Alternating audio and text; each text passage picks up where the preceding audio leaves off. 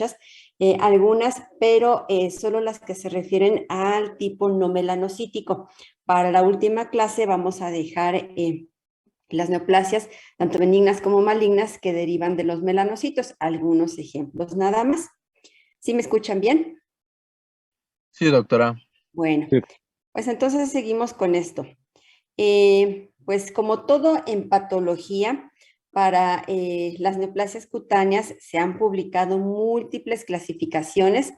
Recientemente, la mayoría de los patólogos nos guiamos por las clasificaciones de las neoplasias que publica la Organización Mundial de la Salud, la OMS. Y bueno, les muestro esta clasificación solo para que tengan una idea de todas las neoplasias que pueden derivar de las diferentes estructuras de la piel. Ya les decía yo, piel no solamente va a ser queratinocitos de la epidermis, sino que incluye otros tipos que se pueden localizar en la epidermis y además otros muchos componentes que se encuentran en la dermis. Entonces, nada más para que se vayan ubicando, para que tengan una idea, empezamos con la clasificación que hace la OMS específicamente de los queratinocitos, es decir, las células que están conformando la epidermis, sin tomar en cuenta algunas otras como neuroendocrinas, melanocitos, y sin tomar en cuenta células de Langerhans, por ejemplo. Entonces, simplemente los queratinocitos, podemos ver que hay una lista muy amplia de neoplasias, tanto benignas como malignas. Dentro de las malignas, pues está el carcinoma vasocelular y múltiples variantes histopatológicas que se consideran, el carcinoma epidermoide y otras tantas variantes que tiene el mismo. La enfermedad de Bowen, que representa en sí un carcinoma in situ, es decir, una lesión que no ha invadido todavía estructuras de la dermis. Por otro lado, tenemos aquí como en una fase intermedia la queratosis actínica, que se puede considerar una lesión preneoplásica o premaligna. Todavía no se categoriza dentro de la categoría de malignidad. Por otro lado, pues tenemos ya algunas otras lesiones distintas, por ejemplo, las verrugas que se pueden considerar dentro de las lesiones benignas y acantomas que, como vamos a ver más adelante, en términos generales desde el punto de vista histopatológico y muchas veces clínico, se podría decir que son neoplasias benignas, pero tiene algunas implicaciones que hacen que tengamos este acantoma como en un limbo entre lo benigno y lo maligno, y les voy a decir más adelante por qué. Y bueno, por otro lado, tenemos a los melanocitos y todas las diferentes categorías de lesiones neoplásicas que se consideran para este grupo. Primero tenemos las neoplasias malignas, que es el melanoma, con diferentes variantes que se consideran. Tenemos lesiones melanocíticas benignas. En términos generales, son diferentes tipos de nevos. Como pueden ver aquí, la gama es muy amplia. Por otro lado, tenemos toda esta lista bastante larga de aquellas lesiones que pueden originarse de los apéndices cutáneos. Aquí tenemos, para empezar, los tumores que pueden tener diferenciación apocrina o ecrina, es decir, aquellos que se van a originar de estas glándulas. Tenemos una lista de tumores malignos y tenemos también una contraparte benigna. También tenemos lesiones que se van a originar de las estructuras foliculares, es decir, del pelo. También hay tumores malignos y otras neoplasias que se derivan de las glándulas sebáceas, también tanto benignas como malignas. Siguiendo con esta clasificación extensa, tenemos ahora todas las lesiones o neoplasias que se pueden derivar de las células linfoides.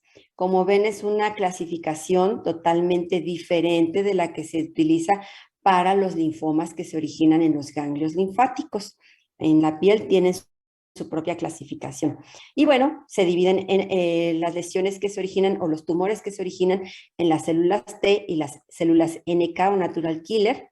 Por otro lado, tenemos las neoplasias que se originan en los linfocitos B maduros y finalmente las neoplasias que se originan en células hematopoyéticas inmaduras. Es decir, aquí entra pues una gama que incluye las leucemias o leucemia linfoma. Y finalmente, también puede encontrarse linfoma de Hodgkin. Por otro lado, tenemos todas las neoplasias que se pueden originar en tejidos blandos, como podrían ser neoplasias benignas y malignas de estructuras vasculares, neoplasias de estructuras linfáticas, neoplasias originadas en músculo liso y músculo estriado, y también algunas neoplasias que se originan en algunas otras células como los histocitos, los fibroblastos o todo aquello que genere tejido fibroso. Entonces, como ven, pues es una lista bastante amplia. Finalmente tenemos la clasificación de los tumores neurales o aquellas células neuroendocrinas que pueden alojarse también en la piel. Aquí la lista es corta, pero bueno, tenemos entonces que en la piel no solamente va a originar melanomas, carcinomas vasocelulares y carcinomas epidermoides, sino que la gama es bastante amplia por todas las estructuras que pueden estar presentes en la piel. Y bueno, vamos a hablar brevemente de los tumores cutáneos benignos, sin tomar en cuenta los melanocíticos. Como les decía en un principio, cuando hablábamos en la primera clase, cuando estamos frente a un tumor es importante determinar si el tumor es benigno o es maligno y qué células le están dando origen. La mayoría de los tumores cutáneos benignos pues pueden tener su origen en el epitelio de la epidermis, en los folículos pilosos o en las glándulas, como ya comentábamos, ecrinas, apocrinas o sebáceas. Entonces son múltiples los orígenes. ¿Y qué tienen en común en términos generales los tumores benignos desde el punto de vista morfológico? Hay ciertas características que nos ayudan a identificarlos. Número uno, son tumores bien circunscritos y simétricos. Bien circunscritos no quiere decir que estén rodeados por una cápsula y que estén totalmente separados del tejido normal. Sin embargo, es fácil determinar cuando miramos al microscopio dónde termina la neoplasia y dónde se encuentra el tejido normal. Simétricos, ahorita les voy a mostrar en la siguiente foto a qué me refiero con esto.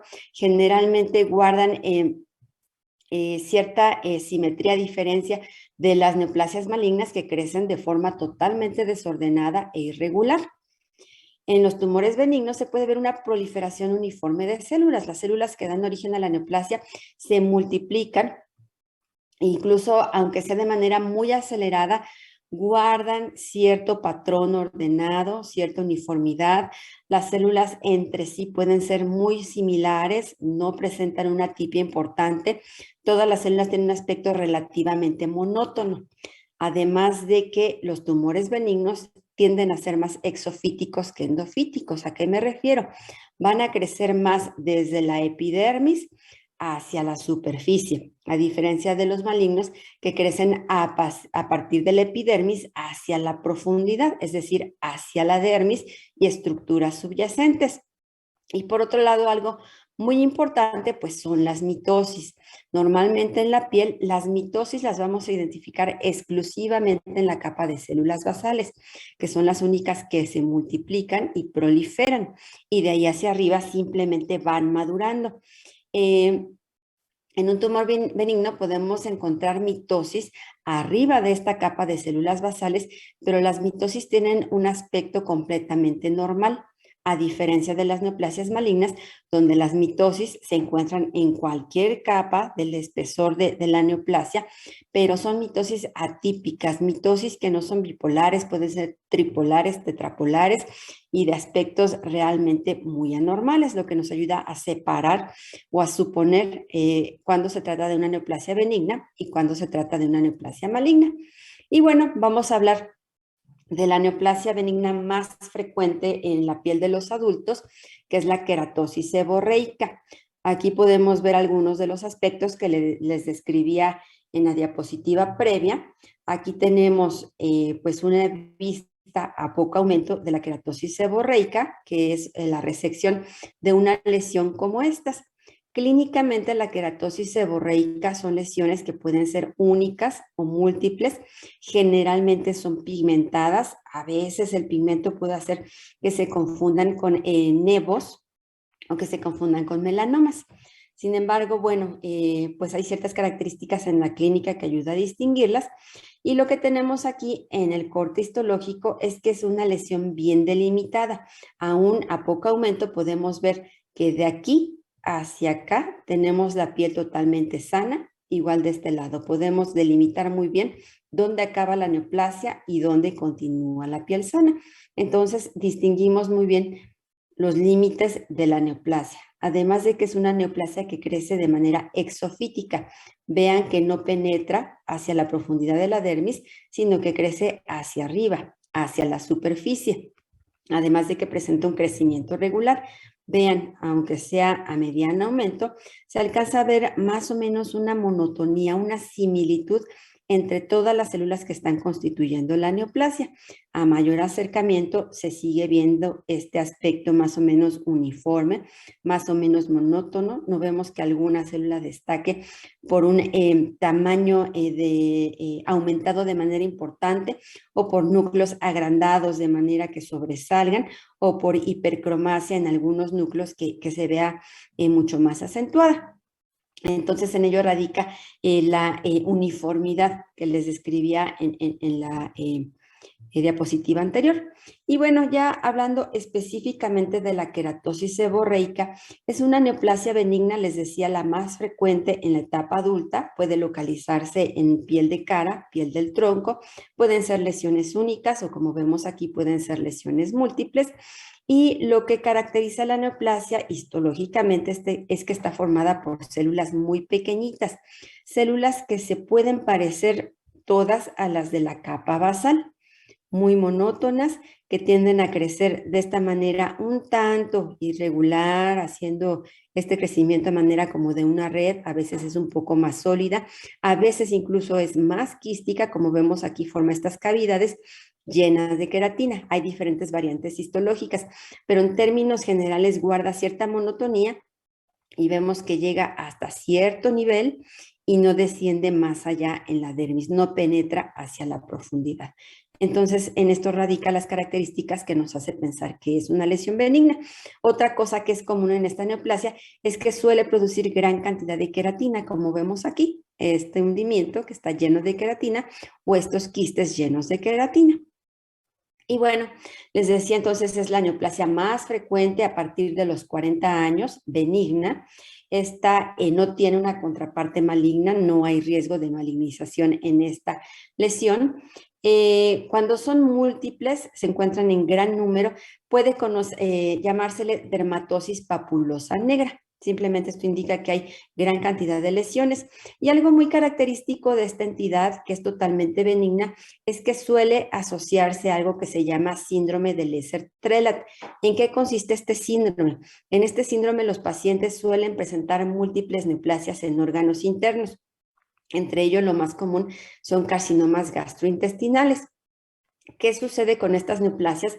Que van produciendo diferentes sustancias, como por ejemplo algunos factores de crecimiento, y estos factores de crecimiento a manera de un síndrome paraneoplásico van induciendo que las células que se encuentran en la piel empiecen a proliferar. Entonces, la queratosis seborreica puede presentarse en algunos casos de manera secundaria a estas neoplasias subyacentes. Sin embargo, no en todos los casos de queratosis seborreica va a haber neoplasias en otros sitios. No todos los casos están relacionados al síndrome de Lesser-Trelat, pero algo muy importante es que cuando vemos un paciente con queratosis seborreica, sobre todo si son múltiples, estamos obligados a buscar, a tratar de determinar si el paciente pudiera presentar un síndrome de Lesser-Trelat y hacer la búsqueda de carcinomas gastrointestinales o en otros sitios que aún no se han hecho manifiestos clínicamente. Entonces, la presencia de esta entidad nos serviría como un signo de alerta o de alarma respecto a la posibilidad de que el paciente pueda tener neoplasias en otros sitios. Y bueno, clínicamente pues ya les mostré la foto, son lesiones que consisten en placas elevadas, engrosadas debido a esta proliferación de queratinocitos. Generalmente van a ser pigmentadas, hiperqueratósicas por la gran cantidad de queratina que se produce y los quistes cornos que ya les mostré. El diagnóstico diferencial pues es con varias situaciones, entre ellos pues una verruga vulgar, sobre todo cuando no está muy pigmentada la queratosis seborreica. Y bueno, pues aquí no hay gran problema, sin embargo, el diagnóstico diferencial más importante sería cuando se puede confundir con un carcinoma epidermoide o con un melanoma. Es por ello que, bueno, si bien es una neoplasia benigna, en algunas circunstancias, pues sí es recomendable resecarlas para estar seguros de que se trataba de esta entidad y no de un carcinoma o un melanoma. O a veces se retiran simplemente por cuestiones estéticas. Su causa es desconocida, no se sabe por qué aparecen, excepto en este síndrome paraneoplásico, dentro del síndrome de Leser-Trelat. Algunos dicen que hay una posible transmisión autosómica dominante, pero no se comprueban en todos los casos. Incluso algunos hablan de que no es una verdadera neoplasia, que no todos los casos muestran un origen monoclonal, sino que pueden ser proliferaciones de diferentes clonas lo que está dando origen a esta lesión, y más bien en lugar de una neoplasia será una hiperplasia. Independientemente de esto, lo importante es que su comportamiento clínico es totalmente inocuo. Les decía, es el tumor benigno más común a partir de los 40 años y se dice que se origina en los queratinocitos del linfundíbulo, es decir, de las estructuras pilosas. Y bueno, creo que esto es todo acerca de queratosis seborreica, que fue una lesión totalmente benigna. Ahora vamos a hablar del queratoacantoma. Esta lesión es la que yo les comentaba que se encuentra como en un limbo. Si ustedes se fijan, tiene el nombre de una neoplasia benigna, queratoacantoma. Si se le considerara de un inicio maligna, se llamaría queratocarcinoma, pero no es así. Sin embargo, ¿qué pasa? Este queratoacantoma es una lesión que aparece en zonas expuestas al sol, al igual que las neoplasias malignas. Ojo, esta es una circunstancia importante. Generalmente tiene un crecimiento muy rápido, muy acelerado, entre 3 a 6 semanas. Puede presentarse como un nódulo que vemos aquí, casi siempre cupuliforme, a veces como con una ligera ulceración o depresión en el centro. Les decía, se genera en áreas expuestas al sol. ¿Y qué pasa? Puede tener una evolución de unos cuantos meses y generalmente a partir de los 6 meses empieza a reducir su tamaño e incluso puede desaparecer sin dejar ninguna cicatriz o dejando quizá una zona pigmentada o una zona ligeramente atrófica. Entonces, pues por ello se habla de un comportamiento benigno. Si lo observamos al microscopio, el queratoacantoma tiene este aspecto, que algunos comparan con una copa, algunos dicen se parece a una taza, algunos dicen parece el cráter de un volcán, y pues sí, creo que tienen mucha razón. Si se fijan, pues es una lesión simétrica, lo que cumple con los criterios de la lesión benigna. Es una lesión donde podemos delimitar, hasta aquí termina la lesión, todo esto es la lesión, de este lado termina hasta aquí. Podemos delimitarla del tejido normal que se encuentra aquí a manera de esto que se llama labios. Vemos que crece exofíticamente, aunque sí ligeramente tiene cierta penetración hacia la dermis, pero no crece de manera infiltrante a la profundidad. Incluso a veces aquí hay un ribete de linfocitos que lo van delimitando. Aquí es un poquito más notorio, esta zona más morada son los linfocitos que lo van delimitando. Y si lo observamos a gran aumento, podemos ver que no hay características de malignidad, parecen células totalmente benignas, muy similares unas a otras en el tamaño, en el color de la cromatina, en la forma. Al centro de este cráter que vemos aquí, que vemos acá, se produce gran cantidad de queratina, que es lo que se ve aquí como una depresión y esta zona costrosa clínicamente. Entonces, efectivamente cumple con todos los criterios histopatológicos de una lesión benigna, incluso clínicamente, pues sí suele desaparecer, pero ha sucedido que en algunos pacientes donde se ha diagnosticado queratoacantoma, después de 10, 15 años, resulta que estos pacientes presentan metástasis en los ganglios linfáticos. Y bueno, la presencia de una neoplasia que metastatiza inmediatamente es definición de neoplasia maligna. ¿Qué sucede? Se dice que quizá en esos casos se trataba de un carcinoma epidermoide completamente bien diferenciado, casi sin rasgos de atipia, que fue confundido con un queratoacantoma. Entonces, por esta dificultad que hay algunas veces de distinguir esta lesión de un carcinoma epidermoide bien diferenciado, puede ser que alguno de estos casos haya presentado metástasis después de varios años de desaparición o de resección. O se dice que quizá realmente el queratoacantoma no es 100% benigno y que se trata de una neoplasia de bajo potencial maligno.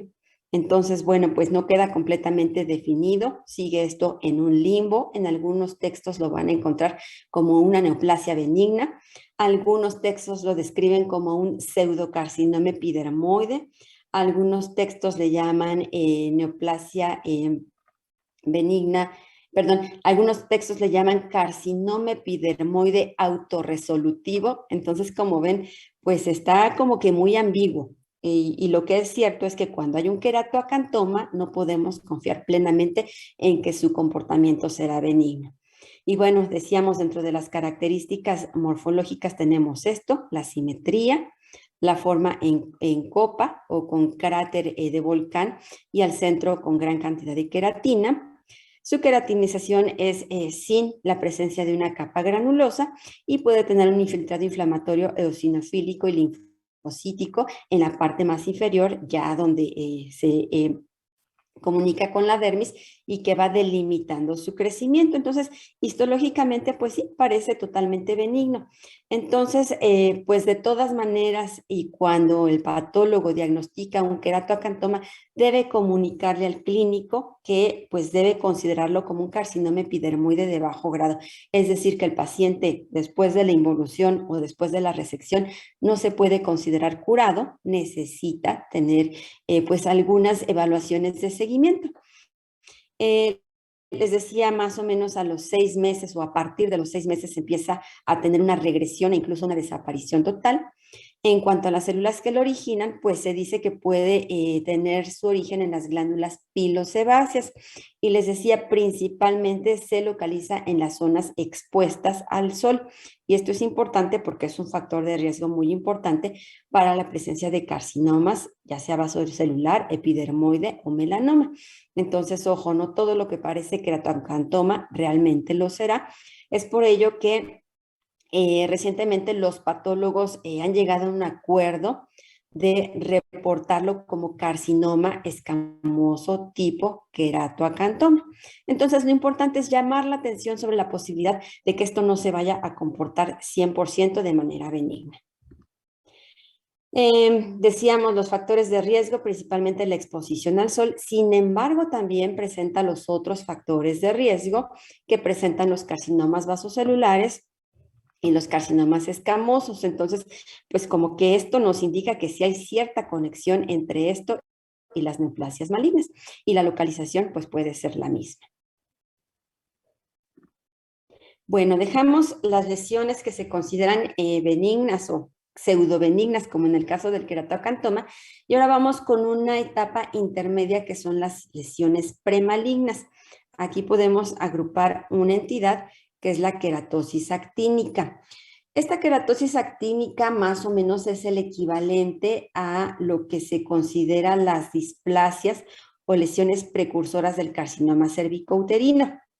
Eso lo acaban de ver y supongo que se acuerdan de eso, que son lesiones donde el epitelio cervical no se pueden llamar carcinoma. En la piel nos ocurre lo mismo. La queratosis actínica, este nombre de actínico deriva a que está relacionado con exposición a radiación solar. Todo lo que ustedes encuentren como actínico quiere decir que deriva de o es consecuencia de la exposición a radiación solar. Y bueno, esta típicamente es una enfermedad que se presenta en personas de edad avanzada, de piel muy blanca, A veces es piel que cuando se expone al sol ni siquiera logra broncearse, más bien se quema, se ponen rojos, rojos, rojos los pacientes que tienen este tipo de piel. Y pues yo creo que todos hemos visto algunas lesiones similares a esto en la piel de algunas personas de edad avanzada. Son lesiones que pueden parecer simplemente manchas rojizas, eritematosas, a veces simplemente se ven como con cierto aspecto queratinizado, a veces se menciona que ni siquiera se ven, más bien se palpan con una sensación rugosa como de papel de lija. Estas queratosis actínicas representan un cambio en la epidermis muy importante. Número uno, podemos tener en la dermis, para empezar, cambios relacionados con la exposición a la radiación solar, que es lo que se conoce como elastosis solar. En esta foto lo podemos ver muy bien. Aquí vemos que se pierde este aspecto como reticulado de la dermis. En esta zona ya no se ve este aspecto reticulado, se ve totalmente rosa, todo parejo, homogéneo. Esto nos representa a los patólogos daño por exposición al sol. Esto lo llamamos elastosis solar. Entonces, generalmente van a presentar los pacientes este cambio, más atipia en algunas de las células que forman parte de la epidermis. La epidermis suele estar adelgazada, como ven, está constituida por unas cuantas capas. Las capas más profundas muestran ciertos rasgos atípicos. Si ustedes se fijan, aquí hay algunos núcleos que son más grandes que otros, presentan lo que no es el aspecto típico de las células basales. Las células basales deberían ser totalmente pequeñitas, redondeaditas y bien formadas en esta zona. Aquí vemos que los núcleos empiezan a estar como a diferentes niveles, no todos se encuentran basales en el mismo sitio, sino que van presentando como cierta estratificación. Esta es la tipia que representa lo que sería el equivalente a la displasia en el cérvix. Si se fijan, no todas las capas del epitelio tienen el mismo aspecto. Las capas que están aquí arriba se parecen más o menos a los queratinocitos normales. Lo que sucede acá arriba son otros cambios que ya les había comentado, esto que se conoce como disqueratosis, perdón, paraqueratosis. Empieza a haber una queratinización anormal donde la queratinización se da de forma acelerada. Las células no tienen tiempo de perder sus núcleos para pasar al estrato córneo, sino que pasan al estrato córneo con todo y núcleos. Y pues esta queratinización que va aumentando, aquí se nota ya todavía más esa queratinización, es lo que le da este aspecto clínico como de una zona eritematosa con áreas como costras o escamas y esa sensación de papel de lija al tacto. Entonces, en pocas palabras, lo que hay es una atipia en las capas más profundas del epitelio. Las siguientes capas se encuentran normal y hay queratinización anormal hacia la superficie, que se ve aquí más acentuado. Entonces, todos los cambios están completamente limitados a las capas profundas. Y entonces se considera que esta es una lesión preneoplásica. ¿Por qué? Porque si se deja a su libre evolución, más o menos 15% de estas lesiones pueden llegar a desarrollar carcinoma epidermoide. Entonces, como lo ven, no todas evolucionan a carcinoma, pero sí al menos el 15%. Por ahí hay un errorcito en el Robin, si alguien lo leyó o si lo llegan a leer, dice que no se sabe si llegarán a desarrollar carcinomas. Sí se sabe y sí llegan a desarrollar carcinomas, aunque no lo hacen todas. Y bueno, el diagnóstico diferencial es con un carcinoma in situ. ¿Qué es el carcinoma in situ? El carcinoma in situ es aquella neoplasia que está ubicada todavía dentro del espesor de la epidermis, pero a diferencia de la queratosis actínica, no solo las capas inferiores están afectadas, todas las capas de la epidermis van a mostrar estos cambios atípicos para que se pueda llamar carcinoma in situ.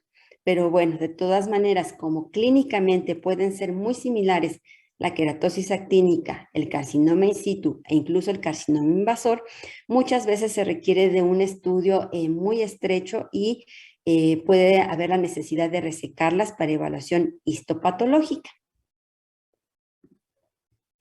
Bueno, dejamos la queratosis actínica como ejemplo de lesiones premalignas y vamos ahora con las lesiones malignas. Para empezar, dentro del carcinoma epidermoide puede considerarse una lesión antes del carcinoma invasor, que es el carcinoma in situ, que ya les decía. En el carcinoma in situ la lesión está alojada dentro de la epidermis, todas las capas de la epidermis deben mostrar los cambios anormales. Sin embargo, la membrana basal se sigue respetando, es decir, todas las capas se restringen a la capa de células basales y hacia arriba. Todas las anormalidades están en este sitio. Nada penetra a través de la membrana basal, nada entra hacia la dermis. Esto es lo que define un carcinoma in situ, a diferencia del carcinoma invasor, donde la membrana basal ya no se respeta, la membrana basal se rompe y las células empiezan a penetrar hacia la dermis. Así sean pocas, así sean muchas. Una vez que se rompe la membrana basal, deja de ser in situ y se llama invasor. Y bueno, aquí tenemos el acercamiento en estas dos fotos de abajo de este carcinoma in situ.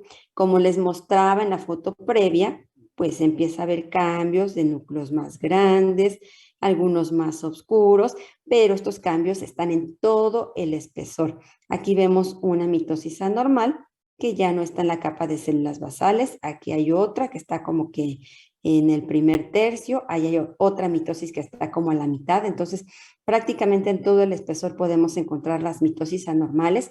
Con estas atipias, vean nada más el tamaño de este núcleo. Todo esto representa que todas las células del espesor de la epidermis tienen cambios neoplásicos. Es por ello que ya le llamamos carcinoma in situ.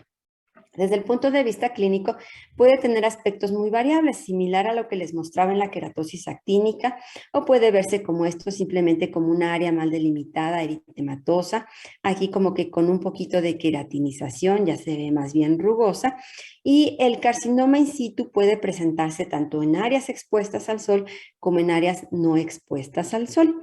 Entonces, prácticamente en cualquier sitio se puede presentar, y los factores de riesgo para el carcinoma in situ son los mismos factores de riesgo para el carcinoma escamoso invasor y para la queratosis actínica. Entonces decíamos, es una enfermedad de áreas expuestas y áreas no expuestas. El carcinoma in situ antiguamente se conocía como enfermedad de Bowen, pues ustedes se acordarán que antiguamente en la medicina les gustaba muchísimo utilizar epónimos, entonces actualmente se le quitó el epónimo de enfermedad de Bowen y se le llama simplemente carcinoma in situ. Clínicamente puede medir desde unos cuantos milímetros, es decir, lesiones muy pequeñas, pequeñas máculas, a varios centímetros. Generalmente tienen un crecimiento superficial, puesto que están alojados y restringidos exclusivamente en la epidermis. Puede originarse de novo, es decir, sobre piel previamente sana, que haya sido expuesta a radiación ultravioleta, que haya sido expuesta a algunos agentes químicos, entre ellos el arsénico, por ejemplo, algunos hidrocarburos, en personas con piel aparentemente sana, pero que padecen inmunosupresión, por padecer VIH, por estar recibiendo quimioradioterapia, por ser receptores de algún trasplante, o en pacientes con antecedente de infección del virus del papiloma humano, específicamente los tipos 5 y 8, que son los que predisponen a neoplasias cutáneas. Entonces, generalmente puede aparecer de novo o bien desarrollarse después de la queratosis actínica. Y bueno, en los carcinomas in situ también se utilizan algunos otros términos que son equivalentes, son sinónimos, simplemente para que no les suenen raros si ustedes los leen. Si el carcinoma in situ estuvo relacionado con la exposición a arsénico, pues se le da el nombre también de queratosis arsenical, pero es exactamente lo mismo, carcinoma in situ. Como les decía, antiguamente se le llamaba también enfermedad de Bowen. Cuando se presenta en el pene y generalmente como lesiones múltiples y pequeñas similares a pápulas, se le da el nombre de papulosis bowenoide. O bien, si se presenta en pene, pero a nivel de glande, se le llega a conocer como eritroplasia de Kerrat. Todos estos términos significan lo mismo, un carcinoma in situ, nada más que algunos más específicos de algunas localizaciones como el pene o con relación a el agente causal, como sería el arsénico. Y bueno, dejamos al carcinoma in situ. El carcinoma in situ puede permanecer como tal por muchos años o bien puede transformarse en un carcinoma epidermoide invasor. Por otro lado, hablando propiamente ya del carcinoma epidermoide invasor, pues este puede presentarse no necesariamente en el sustrato de una carcinoma in situ o una queratosis actínica. A veces de inicio aparece como un carcinoma invasor. Y su aspecto morfológico es muy variado. Se puede mostrar a las lesiones que les mostré hace un rato de carcinoma in situ, se puede parecer a las lesiones de queratosis actínica o puede tener un aspecto más bien nodular como lo que vemos aquí, a veces con cierta ulceración en la superficie. Entonces, su aspecto es realmente muy variado. Aquí tenemos un corte histológico que corresponde a un carcinoma de este tipo, cupuliforme.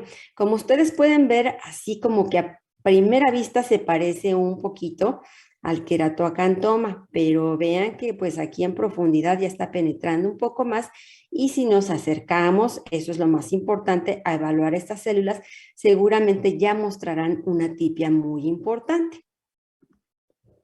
Bueno, aquí tenemos otro aspecto de un carcinoma epidermoide en la piel cabelluda. Les decía, puede presentarse en áreas expuestas al sol, pero si sus agentes causales son otros diferentes a la exposición a los rayos solares, puede presentarse también en zonas ocultas.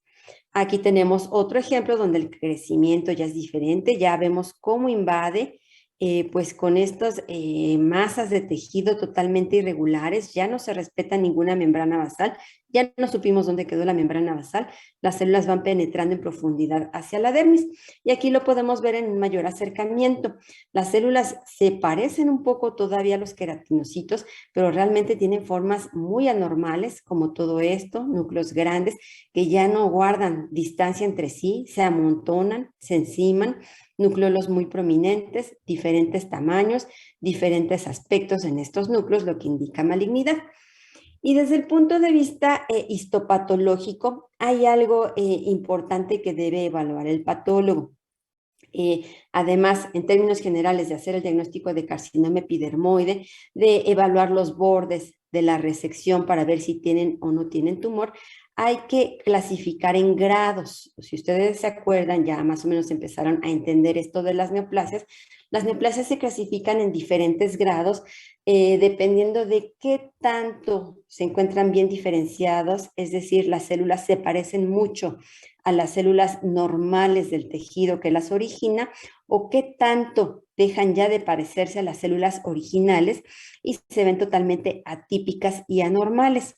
Mientras las células se parezcan más al tejido que les dio origen, se hablan de neoplasias bien diferenciadas y generalmente su comportamiento es menos agresivo. Conforme dejan de parecerse más a las células que les dieron origen, se consideran neoplasias poco diferenciadas y su comportamiento suele ser más agresivo. Entonces, en el caso de carcinoma epidermoide, tenemos una división en 4 grados, que se llaman grados de Broders. Entonces, grado 1 significa que la lesión es bien diferenciada, es decir, que se parece a queratinocitos normales y produce queratina. El grado 4, que es el de peor pronóstico, son células muy poco diferenciadas, muy anormales y ya casi sin producción de queratina. A veces pueden estar tan poco diferenciadas que ya no se parecen a células epiteliales, pueden parecerse incluso a células de un sarcoma y a veces es necesario hacer estudios de inmunohistoquímica para comprobar su origen en células epiteliales escamosas y que estamos ante esta neoplasia y no una distinta. Entonces, esa es una de las funciones del patólogo al evaluar esta enfermedad. Y bueno, haciendo un repaso, lo que decíamos, pueden presentarse en zonas expuestas al sol, principalmente esa enfermedad de personas de edad avanzada, más o menos a partir de los 60. Sin embargo, los hábitos de las personas han ido cambiando. Las personas cada vez más jóvenes se llegan a exponer al sol por pasatiempos que desarrollan al aire libre, por deportes que se practican, etcétera. Entonces, cada vez la edad de presentación es menor. Incluso se dice que a partir de los 40 años se están presentando ya los carcinomas epidermoides. Como decíamos, la inmunosupresión por cualquier causa también puede ser fuente de un carcinoma epidermoide. Otra lesión muy importante, las úlceras crónicas, úlceras por cualquier causa o lesiones inflamatorias crónicas de muy larga evolución pueden predisponer al desarrollo de carcinoma epidermoide. Cuando hablábamos del líquen plano en la cavidad oral, les decía que una complicación a largo plazo es el carcinoma epidermoide. Y es que cualquier situación que cause inflamación crónica, daño crónico a las células, yo les decía, estas células son el campo propicio para que se dé lugar a la carcinogénesis, para que llegue a haber ciertas alteraciones en el ADN o infecciones, como la del virus del papiloma humano, se alojen allí y echen a andar la maquinaria para la carcinogénesis. Entonces, cualquier úlcera crónica o lesión que curse con inflamación crónica puede predisponer a la enfermedad. Por otro lado, las quemaduras también, sobre todo cicatrices de quemaduras de muy larga evolución, también son un factor de riesgo. La radioterapia, los trayectos fistulosos también por representar inflamación crónica. Algunas entidades como el geroderma pigmentoso. Geroderma pigmentoso es un síndrome donde existen defectos para reparar el ADN. El ADN generalmente en todos nosotros puede ir sufriendo ciertos daños y pues nuestro organismo se encarga de reparar estos daños y preservar las células con un ADN normal, y las células que no han podido reparar estos daños del ADN mueren, sufren apoptosis y se desechan. Sin embargo, en geroderma pigmentoso no funciona este mecanismo y todo daño que se va produciendo en el ADN es acumulativo. Por lo tanto, los pacientes son muy susceptibles a desarrollar diferentes neoplasias, entre ellas el carcinoma epidermoide, el carcinoma vasocelular e incluso el melanoma. Otro agente causal pues son las infecciones, lo que ya les decía, básicamente el virus del papiloma humano, variantes 5 y 8, que son las que tienen más tropismo por la piel y predisponentes para el desarrollo de cáncer. Entonces, algo muy importante en cuanto al pronóstico: cuando el carcinoma epidermoide se desarrolla en zonas expuestas al sol, tiene un comportamiento menos agresivo, crece más lentamente, es menos infiltrante y da menos metástasis. Cuando el carcinoma epidermoide se desarrolla en este sustrato de úlceras crónicas, inflamación, radioterapia, quemaduras, etcétera, tiene un comportamiento más agresivo, crece más rápido, invade en profundidad más rápido y da metástasis con mayor frecuencia y mayor rapidez. Entonces, sí es muy importante los antecedentes para el pronóstico que va a tener el paciente.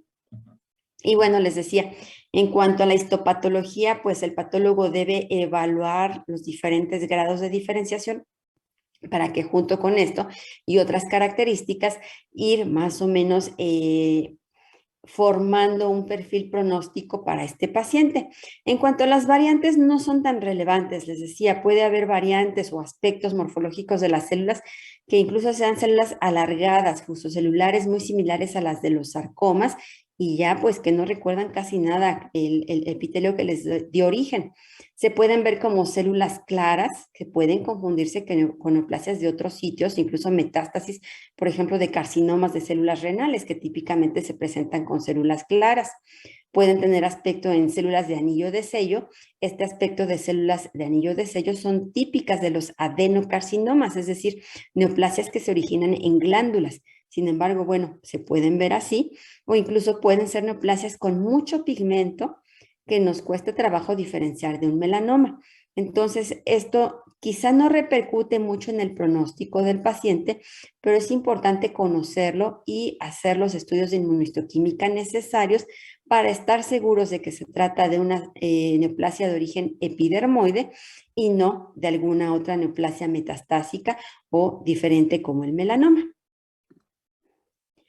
Bueno, en cuanto a su frecuencia, los carcinomas originados en los queratinocitos, pues el más frecuente va a ser el vasocelular. Se dice que de los carcinomas con origen en los queratinocitos, el 80% son carcinomas vasocelulares y el 20% son carcinomas epidermoides, por lo tanto es el segundo en frecuencia.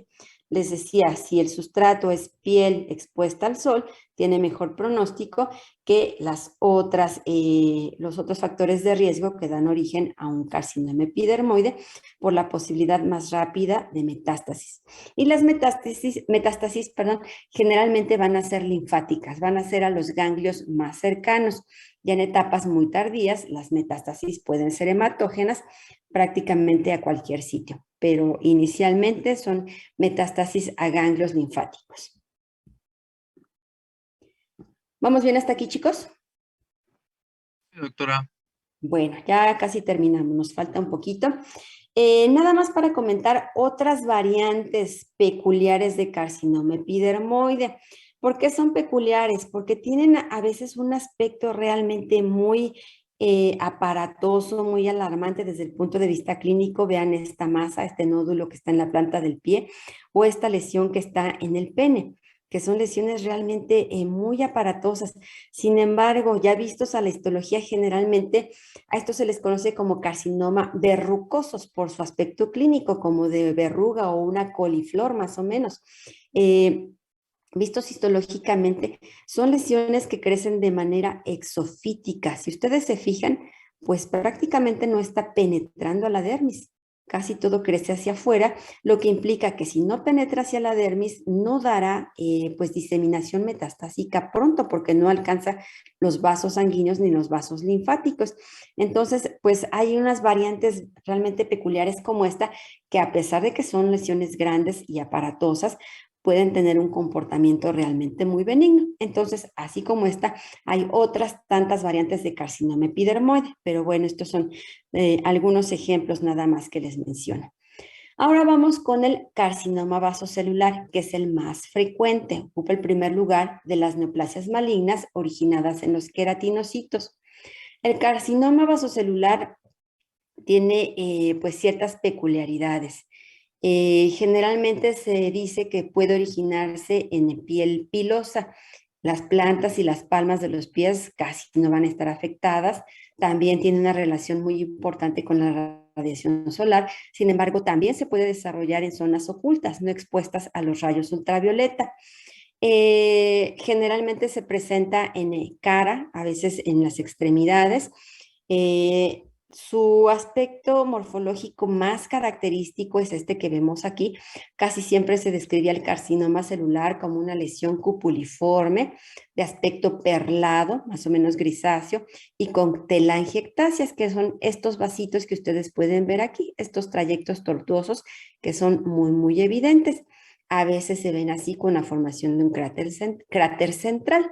Este digamos que fue el aspecto más típico que inicialmente se describió, pero también se ha visto que puede tener otros aspectos, como esto que se ve aquí, que más bien es como una zona deprimida e hipopigmentada, o esto que se ve aquí, que es un carcinoma vasocelular en la espalda, que es una lesión realmente muy grande y erosionada, o incluso puede tener un aspecto pigmentado, que puede hacer que parezca nevo o un melanoma. Entonces, su presentación morfológica es muy variada, incluso puede tener un aspecto muy similar a los carcinomas epidermoides. Y bueno, lo que lo caracteriza histopatológicamente y lo que le dio su nombre de vasocelular es que las células neoplásicas tienen un aspecto muy parecido a las células de la capa basal del epidermis, que ustedes se acuerdan son células muy pequeñitas, más o menos ovaladitas, casi no tienen citoplasma, tienen un núcleo muy grande que abarca casi la totalidad de la célula. Entonces, todas las células que conforman la neoplasia se parecen a las células basales, por eso su nombre de vasocelular, aunque en realidad son un poquito más pequeñas. Y pues parece que prácticamente carecen de citoplasma, casi nada más vemos los núcleos. Generalmente pueden crecer así a manera de nidos, a veces tienen un aspecto más bien cribiforme, es decir, con agujeros como lo que vemos aquí. A veces es sólido y algo muy, muy característico es esta empalizada periférica. Si ustedes se fijan, las células de la periferia están muy ordenaditas, parece una cerca. Ajá, esto es lo que se llama empalizada periférica. Otro hallazgo muy característico y que nos ayuda a hacer el diagnóstico de esta neoplasia es el estroma. Realmente entre estos nidos de neoplasia tenemos un estroma poco celular, más bien laxo, que siempre va a presentarse acompañado el carcinoma vasocelular y a veces deja estos espacios, estas hendiduras entre las células neoplásicas y el estroma. En otras neoplasias no se va a identificar esto, entonces nos ayuda a identificarlo y se dice que el estroma es un factor muy importante en el desarrollo de carcinoma vasocelular. Si no existiera el estroma, estas células no proliferarían. No se sabe exactamente cuál es la relación, pero sí son dependientes de este estroma. Y bueno, aquí tenemos otra vez el aspecto clínico característico, les decía, lesión cupuliforme de unos cuantos milímetros, de un aspecto más o menos perlado y con las telangiectasias superficiales. Sin embargo, ya les mencioné, no todos los carcinomas van a tener este aspecto clínicamente. Histopatológicamente, pues sí, es muy característico estas células que en realidad no muestran una tipia muy importante, pero obviamente una proliferación de células con este aspecto no es para nada normal, representa neoplasia. Aquí podemos ver una mitosis, aquí podemos ver otra mitosis, que no están precisamente en la capa basal, lo que nos indica que pues sí, esto es una proliferación maligna. Eh, Algo muy característico de esta neoplasia es que tiene un crecimiento muy, muy lento. Clínicamente puede tomar muchísimos años antes de que empiece a generar metástasis. Es decir, que las metástasis van a ser muy poco frecuentes y muy tardías. Generalmente lo que llegan a desarrollar es un crecimiento más bien invasivo hacia la profundidad y esto es lo que pues ha llegado a generar lesiones muy dañinas que causan realmente lesiones graves, sobre todo por su localización en la cara. Imaginen, pues, carcinomas vasocelulares que crecen en el pliegue nasolabial, que crecen cercanos a la órbita, en el ojo, pues llegan a penetrar en profundidad hacia estructuras muy, muy importantes y dañar de manera muy seria estructuras como el cerebro incluso.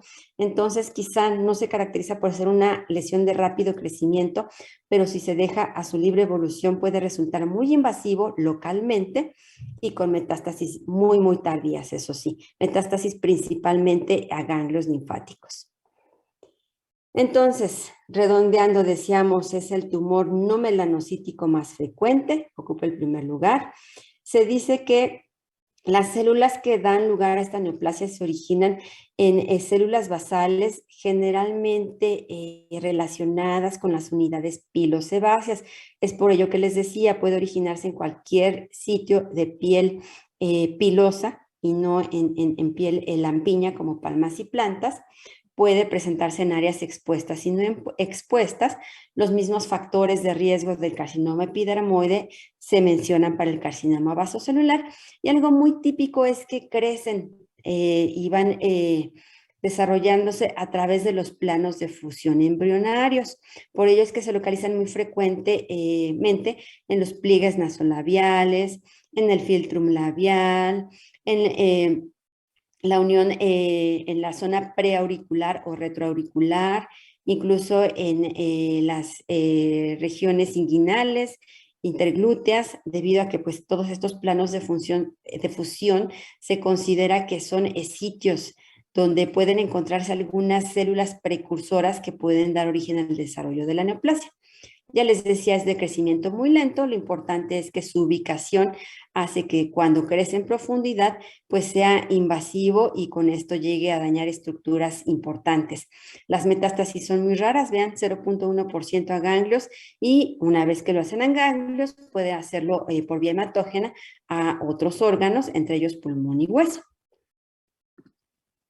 Y bueno, ya nada más para terminar, mencionarles, el carcinoma vasocelular, al igual que el carcinoma epidermoide, es una enfermedad de personas de edad avanzada. Sin embargo, conforme más personas se exponen tempranamente a la radiación ultravioleta, la radiación solar, pues a más temprana edad se van a presentar estas lesiones.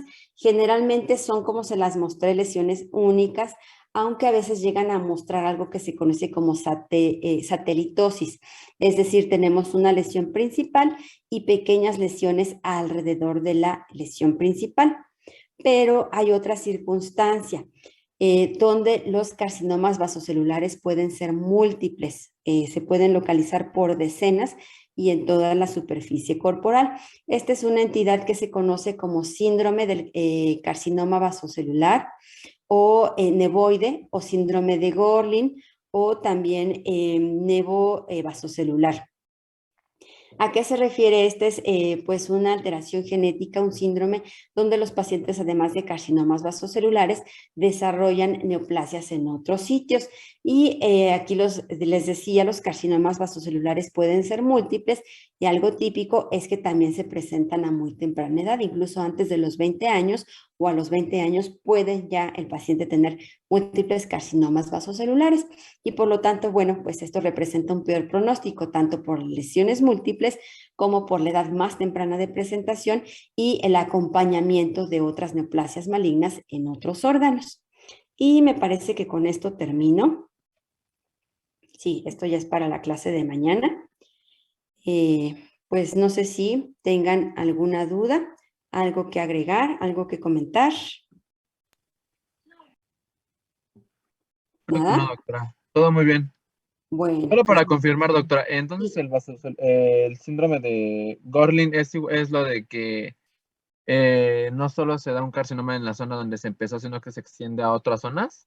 sino que aparecen al mismo tiempo múltiples y en diferentes zonas corporales.